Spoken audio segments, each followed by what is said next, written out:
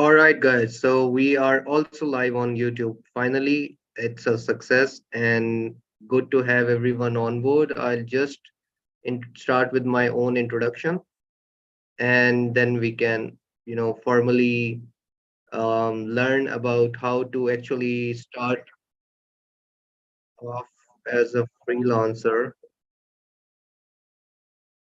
Let me just, all right. So I think I just close that window for YouTube. Right. So I'm Mubin Ayub, and as all of you have pretty much read my profile that I shared on WhatsApp with everyone, I have about 9 to 10 years of total corporate as well as freelance experience.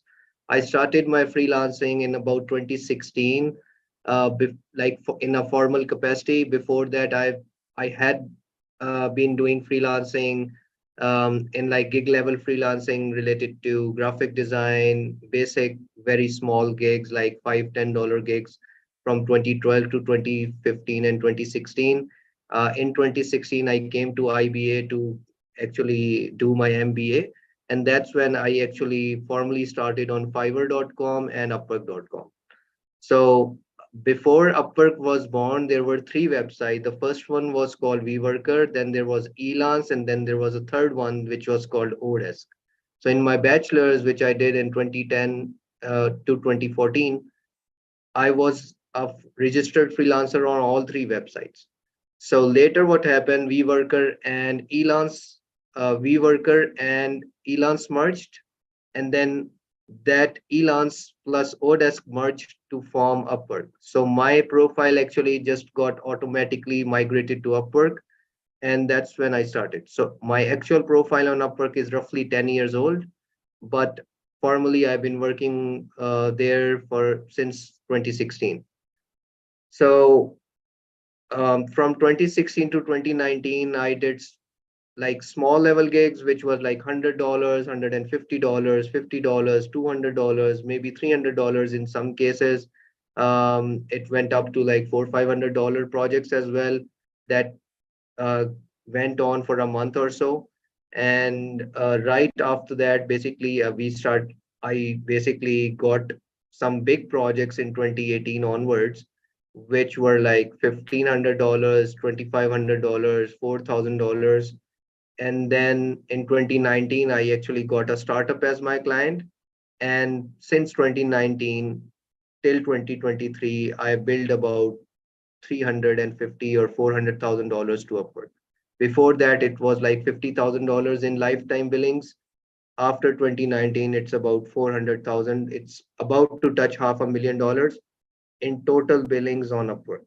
So that gives you an idea of how actually freelancing can grow. It's a slow game. So as you can pretty much guess that um, I've been doing it for about 8 years now, 7 to 8 years, and full time I've been doing it for the last 2 years. So I left my job last year in January, and since then I've been doing just freelancing and getting projects, mostly working in US timings and in remote environment. So that's about me. In regards to the profile, I'll just share my screen and quickly go through the files I shared with everyone. I'll not spend a lot of time there just because I'm also live streaming it, so I'll just keep it short. So this is my Upwork profile. As you can see, it has everything related to Amazon. Now, this is not necessary, right? So you can put a generic skill set, but generally in the freelance environment, clients are very smart. And clients are not looking for do-it-alls. Clients are looking for the specialists of whatever they want to achieve. So if you want to get into freelancing, you have to select a niche. I see a lot of people, especially girls, they are into creative writing, content writing. So content writing itself is a niche. And creative content writing that also then expands into social media management. But try not to mention social media manager or a content specialist. Try just like content writing, copywriting, creative writing. That's a niche. So your title should look like content writers, content expert, content writer, creative writing specialist, such kind of keywords. And you can find these keywords by doing online research. So just a quick note that whatever you do, you have to select a skill, and it has to be a niche or develop it into a niche. Then you can earn big on in freelancing. Just to tell you, there are online courses. So online course industry is about to touch $500 billion by 2026, I believe. So people like you, people like me who are publishing their online courses on different websites, maybe building their own course websites, that economy is gonna grow to about $500 billion, roughly $500 billion by 2026. Freelancing itself, you can look at stats of India. They are, I think, $20 billion comes into the country just because of freelancing. Pakistan is about 1.5 billion dollars so far. So there is a lot of room to grow. Bangladesh is ahead of us in terms of freelancing. And in the last 5 years, Pakistan has put a strong footprint in the freelance environment. So we are growing. And the purpose of this session is actually because most of the people are earning a lot more than generally you would do. That doesn't mean you lack in any skill set. That just means um, that you need to do some effort and bring yourself ahead of the game, because once you people learn freelancing, the people from IB and LUMS who know about generic business, good income, you're generally good in communication, you have some other skill sets which basically give you an edge in terms of management expertise over other students from other universities. That means if you learn this game, you can actually grow it into your solopreneurship companies. So that's gonna help you scale big. Just quickly giving you an insight about my agency on Upwork. So I formed the agency later, so my profile is older than the agency. Um, so agency has built roughly $300,000 so far. As you can see, I registered the company in the US, getting projects from mostly US clients. So this is my agency's profile. It's bit like it's not a niche, it's generic profile. So um, I keep testing it. Sometimes I optimize it towards Shopify, sometimes towards app development, sometimes towards Amazon. Right now, it's mostly focused towards Amazon, because my strategy for the past 2 years has been to get maximum Amazon related business. And that's what I'm focusing on. So as you can see, all the skills mentioned are related to Amazon, Shopify, e-commerce, Etsy. So it's very important that you select a niche and then put all the skills related to that niche. Now, very important question, how to actually get started. The hardest question, I posted a comment on that as well. And just to answer that, it's basically, you need reviews to get more projects, and you need more projects or new projects to get some initial reviews so you can build your reputation. That's where I come in. So this session is not just to help you learn how to start your freelance work, it's also to actually help you get started. So generally, if you go on Amazon and you register yourself, there is like 90% chance that Upwork will take your profile into review once you submit it. And they would say to you that, look, we'll get back to you in 24 hours. And then we'll basically, see if you are good for our platform or not. And why they do it? Because there are a lot of freelancers of one skill set. So they need to maintain a fair competition for everyone. Yeah, sure. MSK, I'll try to do that once I'm done with the intro and everything. So, so Upwork basically sees, okay, if this freelancer is a content writer and it's a new freelancer, then I have to see, okay, how many content writers from Pakistan, India, or Bangladesh are already on my platform. And they have massive data, like terabytes of data, to show them the competition or overcrowdedness of any freelancer group or a category on their platform. Because of that, they would not allow everyone from every geography to actually seamlessly sign up on the platform. So how to tackle that?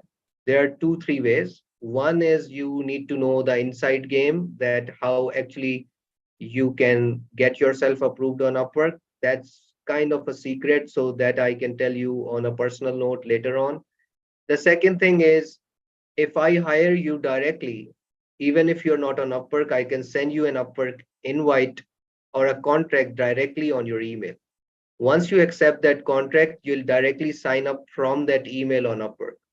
That way, your profile will not get go into review. You'll directly get approved on Upwork. Now that's the step one. Obviously, that doesn't mean you're gonna get a ton of business on Upwork. There is a lot of competition, even with roughly $500,000 in business done so far on Upwork. I still have to work very hard to get new projects. So remember one thing: there is no piece of cake to actually achieve or succeed in freelance. You still have to work hard, and you have to follow a process, discipline, just like any other job that you would do. So it's not like you wake up 11 a.m., 3 days in a row, you don't bid.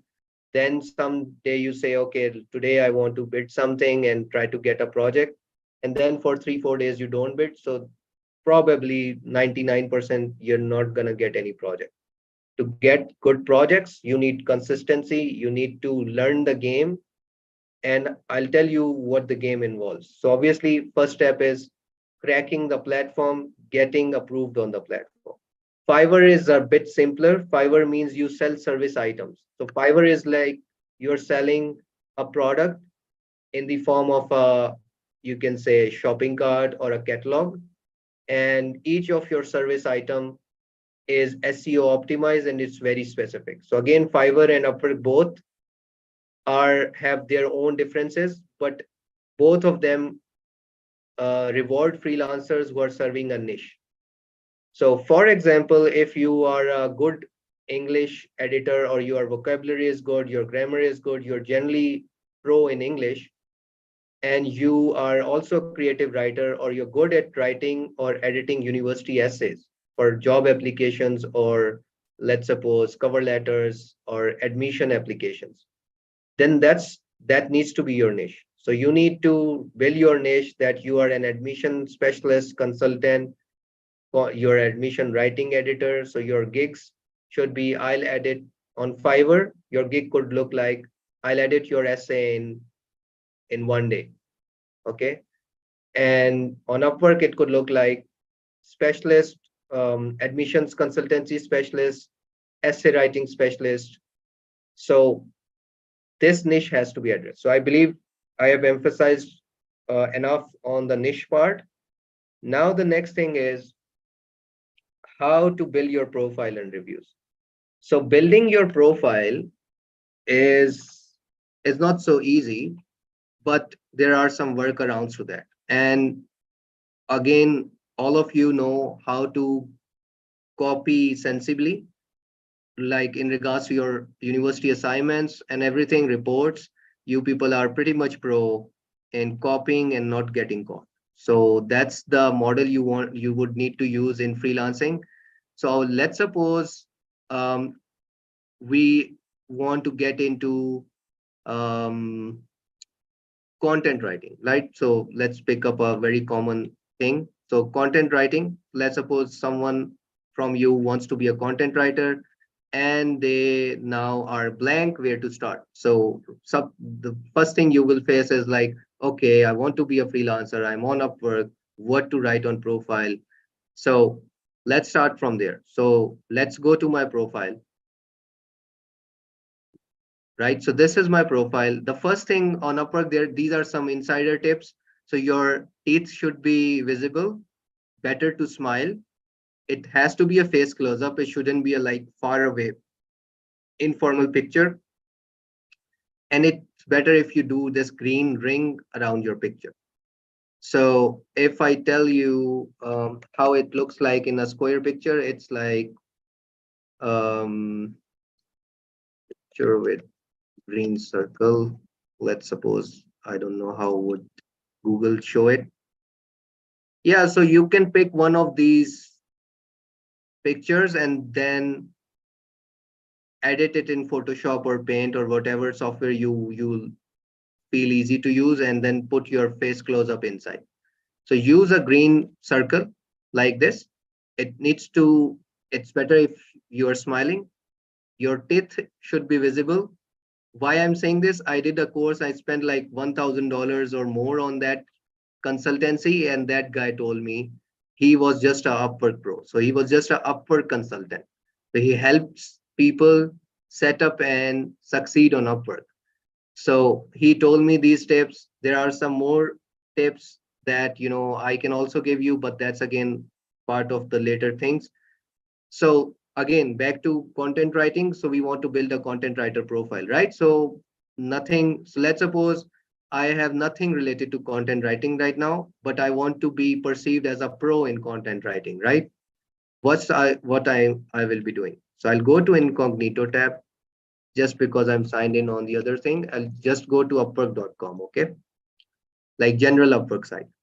Once you go to this site, right here, content writer, right? So you need to find another expert who is already succeeding or succeeding on Upwork, and you want to copy their profile, paraphrase it, put some real examples there from your own experience, or create some examples just for displaying on in your portfolio. So let's suppose you are doing logo design and you don't have a portfolio.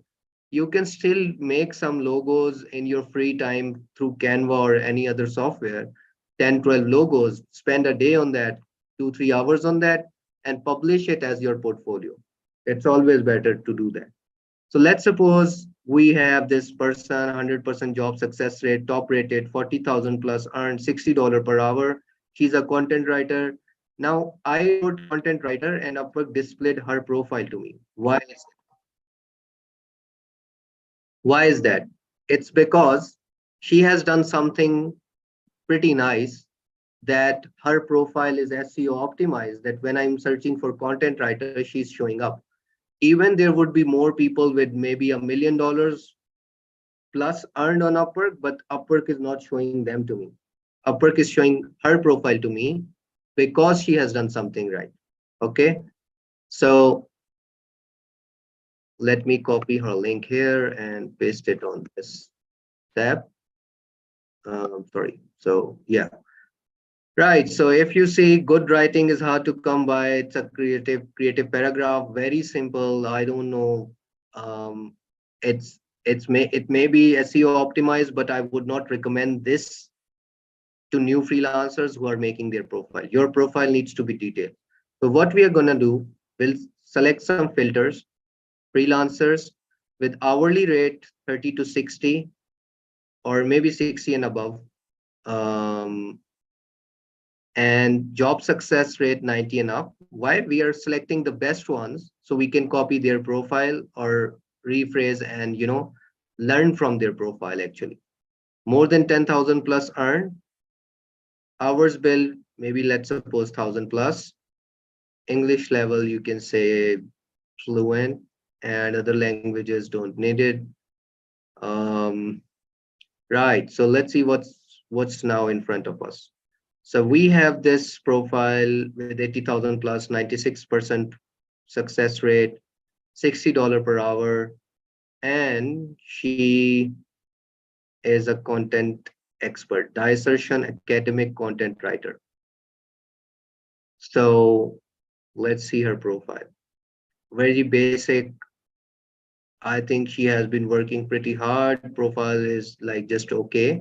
Now this is a good profile. 200,000 plus earn, 100% success rate, $60 per hour.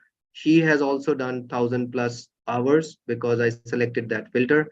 She's from US, so probably she's getting a lot of US clients, so they are paying well. Now this is a decent profile. You can copy it. It's definitely a good profile to start with. Just copy this, put it on your Word, tweak it for yourself, paraphrase it, and be good. Like obviously, if you're selecting a niche, you know something about it, you must be good at it. So if someone actually reaches out to you and asks something, you can definitely tell them what you are actually good at. right? And you can actually answer their questions, maybe solve their problems, and then that would lead to them hiring you, right? So this is the way you can copy this, and then this is a very solid profile, $300,000 plus earned, 100 plus percent plus. Now, what she's beauty copywriter. As I told you, niche. So she's a beauty copywriter, not just any copy or content writer. She is specializing in beauty, skincare, maybe fitness brand, lifestyle, and entertainment. So that's a niche within a niche. That's very important to learn. Good profile, very crisp, but maybe the main thing I think she's getting the projects is because of she is very specific about what her skill set is. So I think I've touched upon enough on the niche part, and again the profile building part. Reviews are important. As you can see, the reviews that people get, they then copy those reviews and they paste those reviews in their profile description. Okay, so even if you go to her profile, you will find these reviews actually below, here where the clients have actually given the reviews, but she has just copy pasted them and pasted here. So it gives a better impression and obviously helps her get more clients. Now, Fiverr is very similar. You can go to similar gigs. Fiverr is like, I'll tell you, Fiverr is not just a random freelance. Fiverr has a, you cannot bid on projects on Fiverr. So you have to learn SEO. You have to learn actually how to make your profile niche specific, and then clients reach out to you. So Fiverr is harder in terms of standing out, but obviously we can crack that as well for you. And um, and you can actually use us to get some good projects and good reviews. Now let's suppose you write content writer again on Fiverr. So that's how clients search. Client want to hire a content writer, they will search for it. They will see a lot of profiles. And why are these saying, like, there are millions of freelancers, but they are seeing these handful of profiles? Why is that? Because these people have done something good. 157 reviews, one review. Maybe she's a new freelancer, but she got one review. So she is on the first page, a little below the top profiles, but still she will still get a lot of leads. Because remember, guys, these are global websites. So the amount of inquiries, you cannot imagine. If you are on the first page of Fiverr for your niche, how many inquiries you will get. You will not be able to actually handle those messages from the new potential clients. It's so much, right? So it's a lucky game. So if you get lucky and you're on the first page, it's a jackpot for you, definitely. So so that's about Fiverr. Let me move to the next step, which is how to get projects and how to do bidding. Now, bidding is not so easy. Always remember, now for bidding, I'll show you my client side. That's very important because people just bid, they never see what the clients actually see in the freelancers bids, and they're bidding blindly and they think, why I'm not getting any project. So you have two advantages because of me. One is that I'm showing you the back end of the client side where I do the hiring. I have spent more than $100,000 on Upwork in project hirings and paying freelancers. So on one side, I've almost earned $500,000. On the other side, I've also spent 100,000 in hiring other freelancers. I've also done hirings outside Upwork, so those are not part of this 100,000, but that I've done as well. Now, um, I'll show you. So I was hiring Amazon content, A plus content specialist. It's not a content writing thing. It's a graphic design thing for Amazon. So let me show you how clients see the bids. Now I'm a client. I posted this project. I got these reviews. This is the Upwork management system. So now I can review, reject, shortlist, or accept people. As you can see, best match is something that Upwork thinks would be a best fit based on the requirements I submitted to Upwork.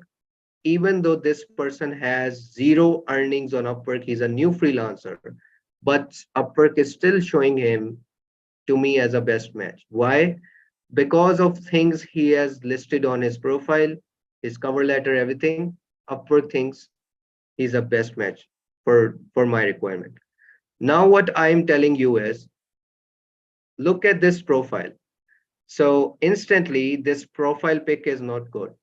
Not because maybe the face of this person, but because he's very serious, very kind of angry looking in this. Even though I might not notice it, I just see that he's a top rated plus 100% success rate, 50K. Maybe he's very serious about work as well. So it's okay to have this profile, but this profile below him is better. He again he has his states showing.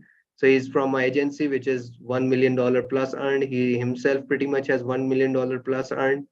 So he's from Pakistan, better doing than even my own profile. So what I'm showing you is I can see only two lines here. His cover letter might be like 1,000 words, but I see these two lines here. And these two lines are called the catch lines. So these are like clickbait. These need to be, you can see like these are like 100, like 20 or 30 words, I think.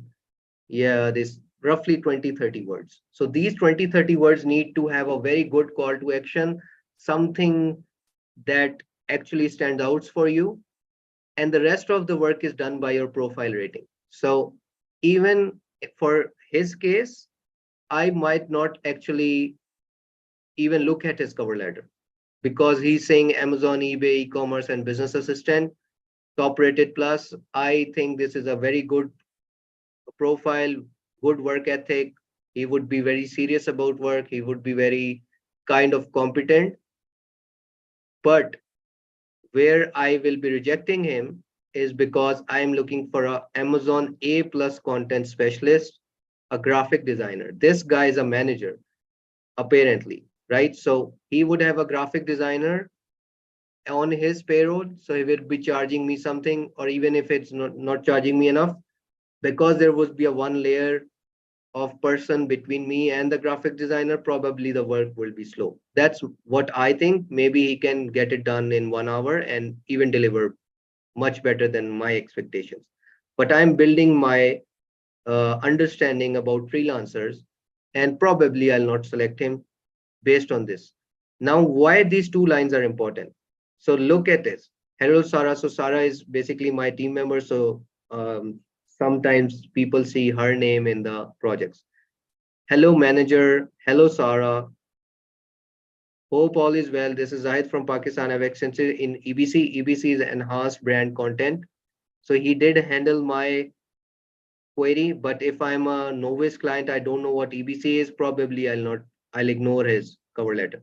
I got proper training from a local agency and later on started my career. So this one line is important. He should have mentioned hello Mubin or hello manager. Hope all is well is not needed. Doesn't need to enter this. It's a redundant phrase. No need to write it here. Waste of space. This is Zahid from Pakistan. I already see Zahid and I already see Pakistan, again a waste of space. This could have very, this is real estate, guys. So you need to use it very specifically, very properly. Now I have extensive, this is good. But he should write here, hello manager, I understand you are looking for a A plus content specialist for Amazon. I can get it done for you within a day. This is a very specific call to action. It's gonna engage me instantly. And I would say that he's writing this, he can do it in within a day. Then obviously I'll be inclined. Okay. If it's below, if it's under my timeline. Um, Now look at this. This is Mundir. I hope you are doing well today. Again, waste of space. I can see his name. I can see his country. I read your description and came to understand so much wording and the space is gone. And storefront, I would like to introduce myself to you again. So guys, not like this. He has a very strong profile, but this is not a good two-liner. And again, I want to show you that these two lines I'm looking and I'm ignoring their bid because the 2 lines are not done properly, and I am not reading the rest of the cover letter that for which I need to actually go to his profile. So this is how clients are making decisions at the back end. And on the front end, you're thinking, look, my profile got rejected. What did I do? You actually copy pasted something. That's why you got rejected. You need to actually address their problem. You need to put some call to action. You need to use your marketing knowledge from IBA alum, especially, and put it in practice. Again, for this person, look at the cover letter. He has a lot of links. Probably I'll ignore his 2 liner because of the rest of the stuff he has written. If he manages to get me to this place, to this point, probably I'm gonna give him a chance to interview, and I'm not gonna be very strict. So, but I'm being very honest with everyone. This is how clients are making decisions. And they're making decisions like not to reject you, they're making decisions subconsciously. um, they don't have time, guys. This is 15 proposals. Generally Amazon projects have 60, 70 proposals as well. So someone who is going through so many proposals, they're just gonna scroll like this, right? So this is Amazon storefront designer. First of all, I congratulate you on launching 2 new products. No need for this. You will be amazed and satisfied. This is okay. Design for women, this is good. Now, design for women supplement products for your brand.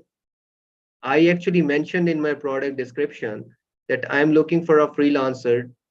Look, I have a 2 liner project. We manage a women's supplement brand and need to get A plus content created urgently for 2 new products. Now, this guy, he is a new freelancer, but he knows how to bid. Okay. There is a good chance I'll shortlist him and I'll give him a chance because I have some projects in which, I don't have such strict deadlines or requirements from the clients in which I can give new freelancer a chance. Maybe I'll not give in this case, but generally I'm telling you, he has done it well. 2 new products. He actually mentioned a specific detail that I know none of the copy pasted cover letters would have. So this 2 new products mentioning that is like a bell ringing in my head that he read my project. He's specifically addressing my requirement. You will be amazed and satisfied with my A plus content designed for women supplement for your brand. Again, women supplement products. So he read and he mentioned that. So I know he is, at least he knows how to bid. Now I want to see what his rest of the cover letter looks like. So it's the back end, the call to action that actually he wrote it better. So I'm giving him a chance and reading reading the rest of the cover letter. Okay. Now link to A plus content. Okay, yeah, I can see that. And I'm just showing you guys how to actually bid. And then this project, 9,000 plus rising talent, 15 plus per hour from US. I can get started ASAP. I can guarantee you, I've been in Amazon space for 8 plus. I have a strong 100% copy pasted cover letter is gonna get rejected. It's a chance, like let's suppose there are not so many proposals. He has a good success rate, good earnings. So I'll give him a chance. But because I'm training you guys, you cannot take projects for granted. Try to read them properly, address those issues specifically. Again, this is, I think pretty much I addressed this thing. Let's move to the next part. Ways to earn money. Yeah. So once you get started, what are the ways that you can earn money? How many ways you can? So you can sell your own skill. Nowadays, any skill can be learned, and there could be skills that you don't think are a skill of yours, but they might be. For example, if you talk well, you can actually work as a voiceover artist. So you can sell your Fiverr gig that I'll create your voiceover for your next animated video, right? If you are good at sketching or paintings, you can create those paintings and you can sell them on Etsy. So you can set up an Etsy store of yours. It's pretty much very low cost. Maybe it will require like $300-400 in investment or in ads or something, but you can also get started without ads, and you can sell that. If you have good math, you scored a very high GPA, you can sell your tuition services. You can sell your freelance tuition, not on Upwork.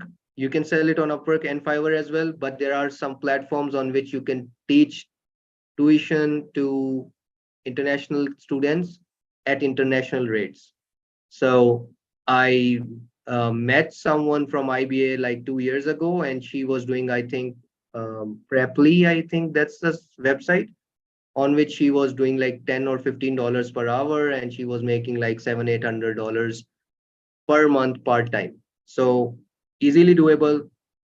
Find what's your core skill set or the skill you want to sell on Amazon, or sorry, on freelancing, and just um, take these tips in your mind and start from there. Okay. Next part, sell for someone else. Now, yesterday I did one session and there were a lot of questions that look, we we will get started. We also want you to give us project and help us get some review. But what if even after that we don't get projects? Because I have so much earnings I showed you on Upwork. Even with that, I have to work very hard to get new projects.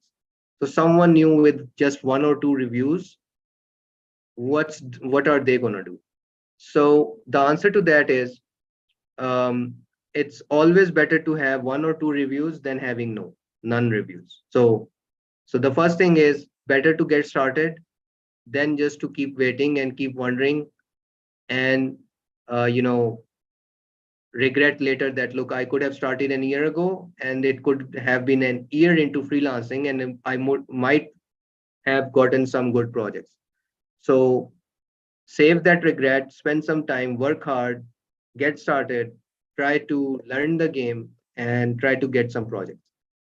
The other answer to that question is sell for someone else. I mean by someone else, I mean someone like me. I have two, three other partners. By partners, I mean like I do Amazon work. If I get a Shopify client, I have a guy who does Shopify, so I just outsource to him. I take my cut from the whole project fee, and I get a review on my Upwork, and I pay him as my business partner. So you can sell for me, because you might have this, look, Mobeen, you have a good profile. It's easier for you to sell. I don't have a good profile. I'll struggle so much in getting new projects. So what I can do for you is I can take you under my agency on Upwork, and you can use my agency connects to bid from your profile. Upwork is a very well designed platform. If any freelancer works through an agency, then after the earnings, agency also shows some earnings. So if you get a project through my agency for $1,000, $1,000 earning will add into my agency. $1,000 earning will also show on your freelancer account. Once we get a review, then agency will also be shown that 5-star or whatever review we get, and your profile will also be shown that review. So it's like both entities will be getting the reputation from the project that has been done. For you, it's easier because in that case, I spend money on the connects. Upwork has a currency for bidding, which is called connects, that costs. So for a project of like 8 connects, it's like $1 roughly. I think so. So yeah, I think $1 for 6 connects or something. So it's $1 per bid. So if you do 20 submissions, you got $20. In PKR, it's like 6,000 or 5,000 rupees. So it's a lot of money. So you can save that by working for my agency, getting projects, and then later working on those projects. The second option is we can figure out some other format in which you can sell for me on commission basis, and you can just help me grow my business and get a chunk from that. And that's remember, people, anyone who doesn't have a job, internship, or is looking for some career part-time remotely, that's the best thing you can do to earn quick money. because you don't need to set up your profile. You don't need to, there are a lot of variables that are not there in case you're selling for me. So you have the profile ready, you get started within a day, and you actually start bidding, and your chances to get a project are already higher because you are working for my agency.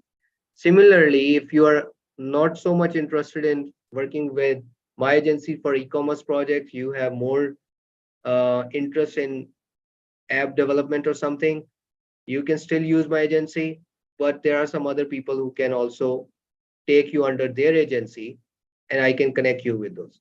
So that's where I can be of help to all any of you.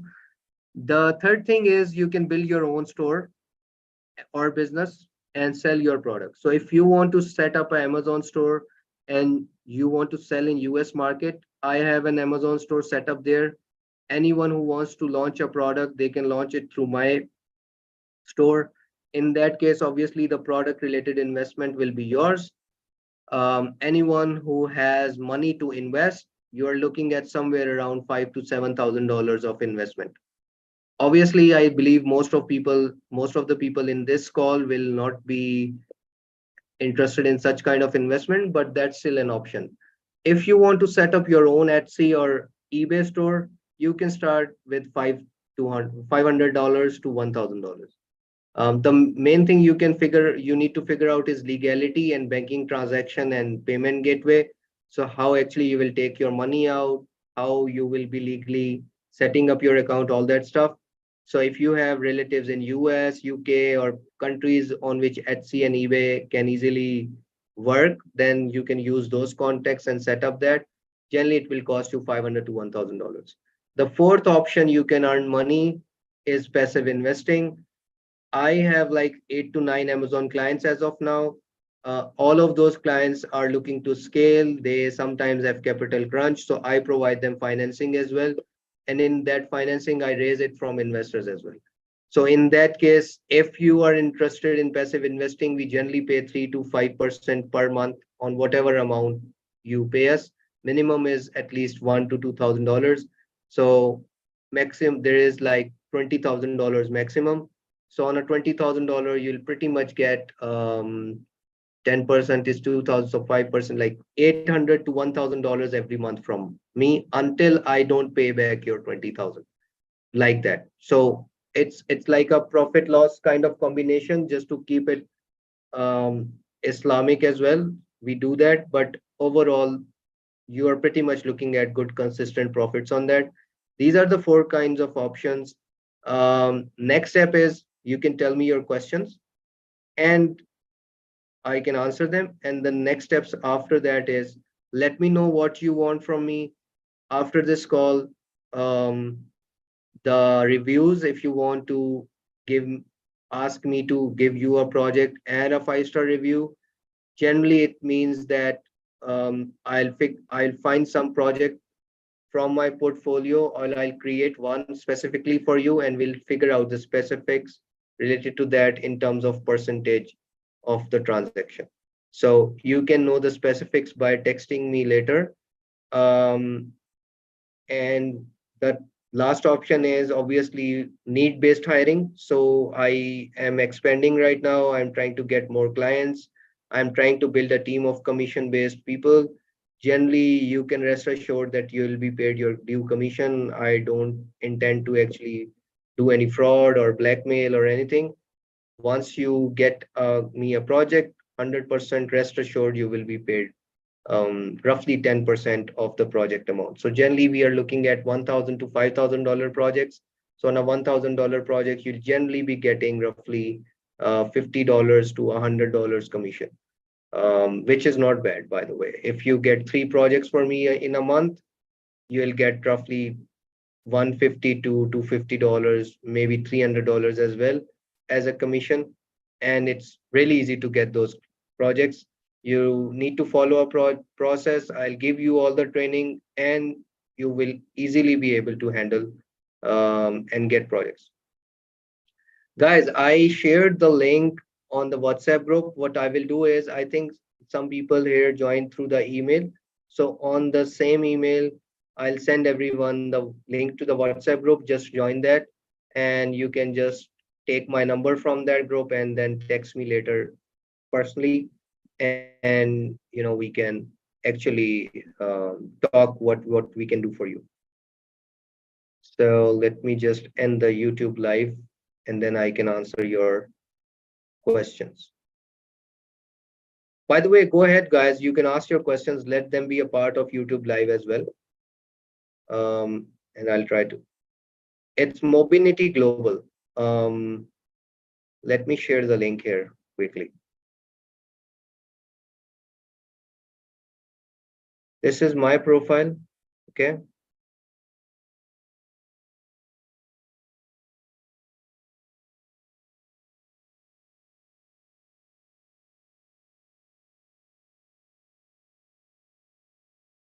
This is my agency profile.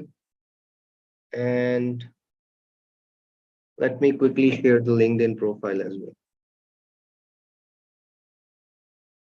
And meanwhile, guys, feel free to ask any question. No problem. Whatever question you have, don't be afraid. I know Pakistan is going through a very tough economic time. People are getting laid off, lot of problems.